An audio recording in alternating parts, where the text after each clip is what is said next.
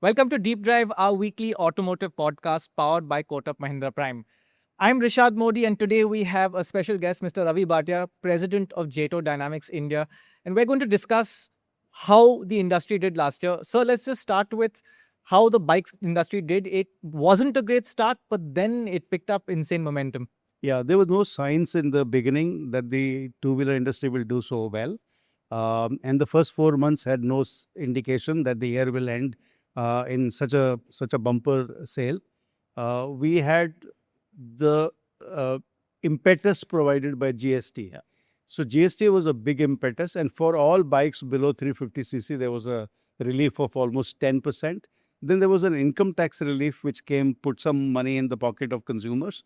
I would also say that the stopping of online gambling also put in some money in the consumer's pocket. So all things put together, the GST drove the price down, and the other initiatives of the government put more money in the hands of consumers. Now, really, this was a good trigger for the growth of the bottom segment, which is 100 to 125cc. So that segment did very, very well. But before I go into that detail, I will talk about the overall industry growth. The overall industry growth had one very interesting feature, is that the rural, urban, and metro markets all grew very well. The growth was more than 15.6%, and it is not really double, but as compared to cars grew by 8.8%, two-wheelers grew by 15.2%. And it was equally split across all three. Equally split, which means not only the main markets did well, but the rural economy also was doing well. So That's a this is healthy good sign for the It's a industry. very healthy sign for the market. Okay. So let's talk about the leaders. Hero remains number one. In fact, unlike what many people expected, they actually grew their advantage over Honda. Yes. So Hero, if I was to just refer to the numbers for this year, Hero grew by about 2.25%. The story and Honda grew by about 2.95%. The real story here is the TVS story. Yeah. I think they have grown very well, and I'll put it down to the way they have been executing very efficiently. So they have really benefit out of this. At 12.95%, almost they have parataken in the industry growth of 15.2% very well. So they are definitely the biggest gainers of last year. Out of this. Who do you see as the losers of last year? I think I will break this into legacy and startup manufacturers, especially from the electric vehicle perspective. So there was always this question that whether legacy manufacturers will learn electrification first or the startups will learn manufacturing first. And there was a big debate in the industry about comments from various players. So it is very interesting now that the customers have voted.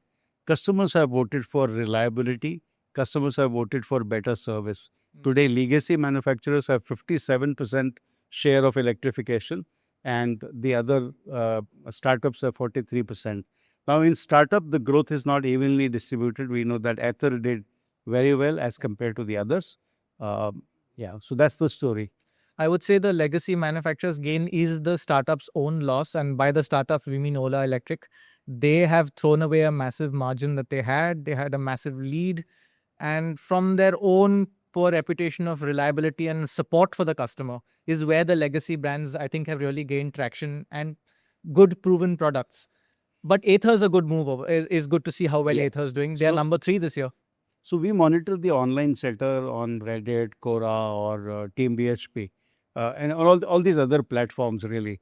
So what the consumers are clearly saying is that the vehicle is for my functional mobility. While I appreciate the gizmos and they are admirable, they cater to my aspiration, but I would anyway trade for reliability and very good service. Right. So that is becoming a clear message from them. It's a good news for legacy manufacturers. Yeah. So the legacy manufacturers are already doing that. Bajaj with the Chetak and TVS with the iQube. They're simple, straightforward products. Ather has not got that yet, but their next platform that comes out in the next few months will be that sort of simple. So if they're already doing so well, it looks like Ather has more momentum to gain in the coming year. So one thing we will have to keep in perspective that electrification is up from last year's 5%. It's still 6.5% only. Not that much. Not that much. It's mainly a petrol market. Yeah. But we could see things that are changing that. I mean, Delhi is talking about a new draft EV policy, dramatic changes, proposing no petrol-powered vehicles in the next 2 years. How do we see that as realistic? I mean, there seem to So be some. adoption needs certain things to fall in place. Adoption needs cost to fall in place. Adoption needs my ability to charge the vehicle needs to fall in place. And one thing that lot of two-wheeler owners talk about is difficulty of charging at home, Yes. because public chargers are not delivered yet. They're growing, but they're not working all the time. So therefore, my home charging is very important.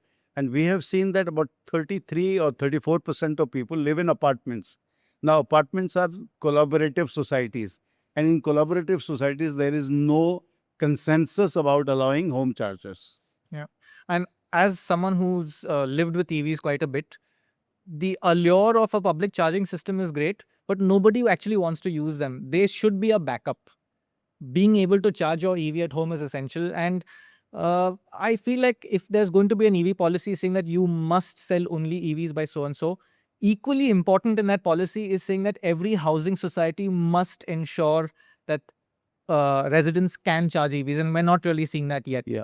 So there is a possibility for home charging to be offset by battery as a service, where you could replace a module, but not many vehicles are coming with that kind of option, right? So it is essential, and you're right that most of the world is working during the day, Yeah. and sleeping during the night. That's the best time to charge your vehicle to start your next day productively. So let's stick on the GST topic. Many winners, some losers as well. What do you think on the plus 350cc segment? So I would say let's talk about 350 and above. Okay. So 350 is at the borderline of the GST limit. So most of the OEMs went into a huddle and looked at the easy engineering solutions to re-engineer the engine output to say 349 or 350 and below. So that has been very successful. So the market, which is 350cc, has actually grown. Yeah. And grown much better than the rest of the two-wheeler market. Now, I think this is a buying power which has succeeded, and some engineering which has succeeded. The 350 to 450 has not done very well, but 500 and above is not sensitive to pricing. So that's maintained a flat kind of structure. I think Bajaj is the only manufacturer who's re-engineered and done this in the last 6 months. I have just ridden the new 349cc engine. It's a nice engine. There is a small drop in power and torque, but there's an improvement in refinement. And I think to customers of the Bajaj models and the Triumph models, that is a very valuable thing. So for me, it was a positive. It helps bring the price down. But it's also something that's going to impact Royal Enfield, because their 450 is too big to be downsized. Yeah. So I see Bajaj as being a very big gainer in this segment, and this will be the biggest challenge that Royal Enfield has faced yet. No one has really been able to hit them in the 350. And I think Triumph is going to do that. They already have a fairly decent network. They have 100, 200 outlets. And they're going to have a new Bonneville coming in the next few months, which is very directly related against the classic 350. So it looks like there's some stress for Royal Enfield in this year. So Royal Enfield will really have to rely on its brand and the brand loyalty and the fan clubs to be able to shell out more. Yeah. Because you cannot downsize. There is a limit to downsizing, and they are beyond that limit of downsizing. So I see them moving up in the value chain to go for profitability rather than volume. Right. Which is something they're already pretty good at. And they're coming up with more premium products. So that will be the focus. They're also looking at EV. They've just released their first EV. Something in that EV discussion for RE, perhaps more important for them than others, because the CAFE norms that are coming will have some impact on two-wheelers, and because all their engines are big, their emissions collectively are large. So it should be important for them. So for Royal Enfield, the reason for doing an EV is clear. You cannot argue with that reason. But the question is, does it fit in with the brand? And how well they will be able to engineer the bike. I have seen the bike. I mean, it looks very beautiful. So I'm sure there will be takers for this. But when a very, very old brand, solid brand makes a detour we have to wait for the customer's response. There's a section here about scooters and motorcycles. The scooter segment, I believe, was again a record year for scooters.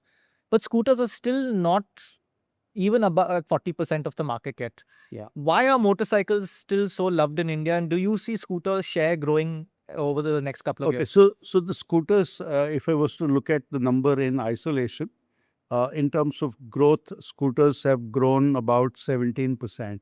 So it's slightly higher. Motorcycles have grown by 13.95%. So yes, scooters have grown faster, but still they are much smaller. So if you are looking at 50-50, I don't see that happening.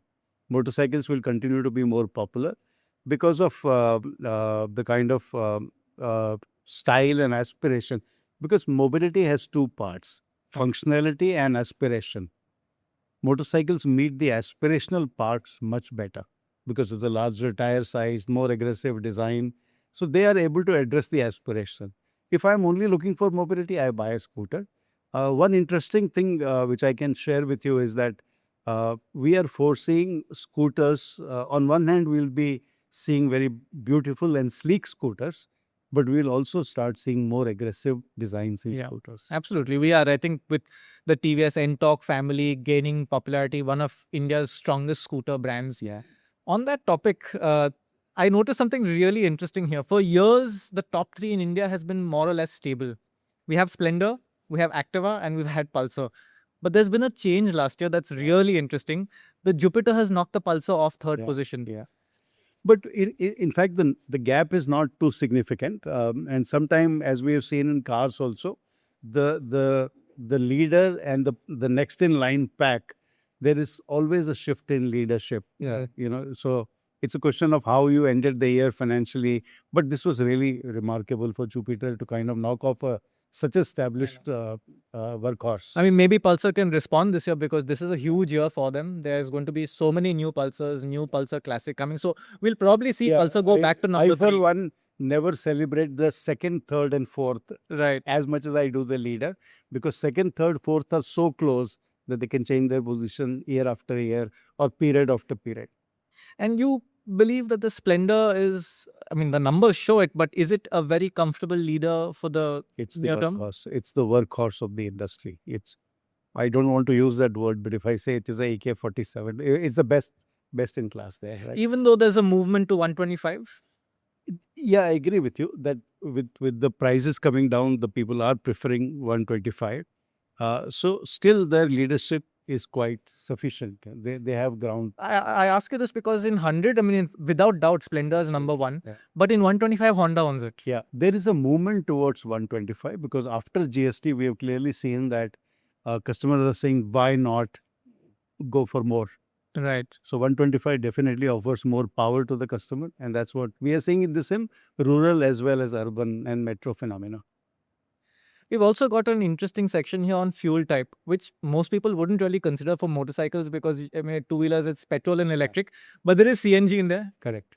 So Bajaj introduced a CNG, and it was really watched with interest because we know what CNG did to cars.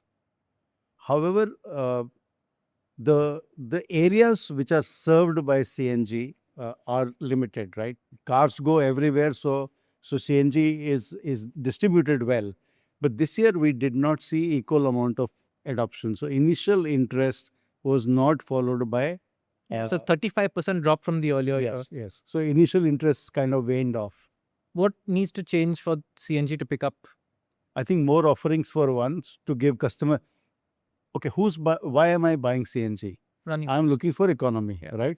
Can I trade off economy for reliability? So again, inertia here is overpowering the innovation. But if many more people come in, then there might be a change in the CNG. The worry is people won't come in seeing these numbers. Absolutely. And TVS themselves had the Jupiter CNG ready some time ago and they've chosen not to launch. Yeah, but it was an innovation, interesting innovation in the market. There was good logic behind innovation. Yeah. But I think between electric and petrol, the market is well covered. So I see CNG shrinking really. I mean, much of our market sentiment in two-wheelers is driven by fear of unknown and desire for reliability. So in that sense, it looks like the mainstream manufacturers will continue to increase their share in terms of EV especially. Yeah. So EV you will have to do for cafe reasons, and the fact that you want to keep the startups off your turf, because EVs, scooters and motorcycles have good attractive thing. One dimension now, if I can just introduce a new topic, is about this gig economy. Right. Right. So we cannot today, we always have talked about two wheelers in terms of personality or aspirational value or performance, right? But the gig economy is looking at very different criteria for two wheelers. Duty cycles are very different. A typical bike in the gig economy is driving 100 to 150 kilometers per day, which is about 4 times the normal. So what is happening here is interesting. So while there are some new startups like Yulu, Zip, which are coming in, they are engineering the bikes for this functionality. So if you have to drive for 150 kilometers every day, then you have a stance has to be vertical. You should be stable on the bike. Yeah. Then there should be a place to keep your box, which you are going to use to deliver goods to people, right? So there is a class of higher duty and custom designed bikes. These are also being looked at by 100 and 125cc. So your question about 100cc, while the aspirational customer is moving from 100 to 125, the gig economy is okay with 100. Do we have any metrics of how important how much contribution to the two-wheeler space is coming from gig economy? Because not all vehicles are registered in that Correct. category. There are some smaller vehicles as well. But I would say no OEM today can afford to look at the market without looking at the gig economy. Your 100 and 125cc, it has a significant portion, but I may not be able to give you the numbers right away. And internal combustion still seems to be the larger contributor. Most popular. Their battery as a service has interest. Right. Because they are starting from a single point, they're returning to a single point, or their stops are known. So that's a logistics operation, right? So I can put logistics centers where I can replace a battery. So battery as a service will become more popular in the gig economy bikes. So when we consider what Honda is trying to do with its swappable battery stations, so far it's been, they've sold hardly 3 or 4,000 EVs through the whole year last year. But is that something that has more potential for the gig economy than for private customers? I would say yes. A private customer does about 30 to 35 kilometers, which is 17 to 20 kilometers one way and back. He can plan the charging as long as he has a charger at home and office. But a gig economy worker goes everywhere. So, and it's a logistics business. So in logistics business, you can plan hub points where you could swap the battery. I think final thing I want to just discuss with you and get your opinion. How do you see the year ahead proceeding? Because we got these great benefits last year, and now we've been hit with new global crises and new pressures on the auto industry. Do you see this being a year where we can sustain such numbers? A year where perhaps it might fall? We're hearing about perhaps a subpar monsoon this year, which last year rural, urban, and was all equal. Maybe that will hit the rural market. What are your thoughts? It's not only monsoons, which is the news. Also, the Indian economy is slowing down overall. So when the economy slows down, the economic activity and mobility also get impacted. So I think here it will get impacted adversely. It's difficult to, right now as we stand, till the war settles down and some economic numbers start happening, to predict the next year accurately. But it doesn't look like it will be another record year. No. All right. So I think on that note, we can wrap up. We've had a really fascinating discussion, and these numbers really share an insight into how the two-wheeler industry has done last year and how it's sometimes unpredictable. Things can change through a year that can really change your fortunes, things that aren't expected. And that's the great part of this industry that we cover. Thank you so much. And that's it for Deep Drive this week. As always, we'll be back next weekend on Saturday at 11 a.m. And if you just want to listen to this, we're also available on Spotify and Apple Music.